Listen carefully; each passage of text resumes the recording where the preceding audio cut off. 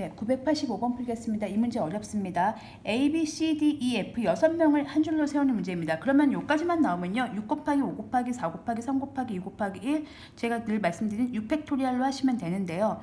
문제는 A와 B 사이에 2명을 세우는 경우의 수입니다. 딱 2명을 골라야 되는 거죠. 그러면은 A, B, C, D, E, F 이렇게 6명이 있는데요. A와 B 사이에 2명을 세우는 경우가 어떤 경우인지 생각을 먼저 해보겠습니다. A와 B 사이에 2명을 세우는 경우.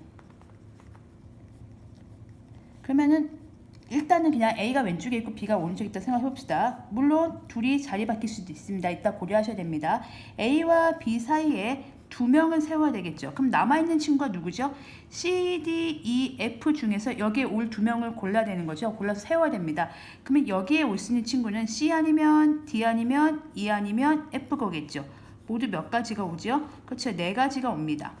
그리고 C가 왔을 경우에는 누가 오죠? D, E, F가 가능하죠. D가 왔을 경우에는 C, E, F가 가능하고요. E가 오면 C, D, F가 가능하고요. F가 오면 C, D, E가 가능합니다. 3가지. 모두 12가지가 생깁니다. 조심하실 게 A, C, D, B랑 여기 A, D, C, B랑은 다른 경우에서 다 카운팅을 해주셔야 됩니다. 나누기 이해하시면 안 돼요. 왜냐면 이거는 A 다음에 C가 온 거고 이건 A 다음에 D가 온 거기 때문에 다른 경우가 되겠죠. 그래서 하시면 여기에 2명을 세우는 경우는 4 곱하기 3입니다. 12가지가 나오죠. 그런데 중요한 거, 이 상태에서 A하고 B 사이에만 세우면 되기 때문에 B하고 A가 또 자리가 바뀔 수도 있는 거잖아요.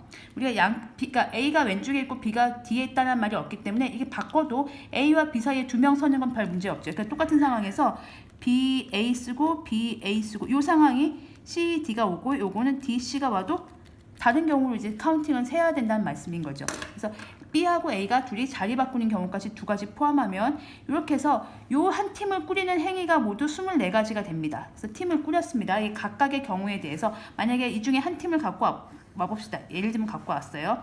A, C, D, B 얘네하고 남아있는 게 누굴까요? 그러면은 E하고 F겠죠. 2번째 단계 들어갑니다. 한 줄로 세운다고 했으니까 6명을 한 줄로 세우는데 중요한 건 A와 B 사이에 2명을 세워야 된다. 요거를 물어보는 거죠. 그러면 결국 얘들은 한 팀으로 움직여야 되는 거예요. 이웃한 문제랑 똑같아야 되는 거죠. 얘들은 한 팀이 되는 겁니다.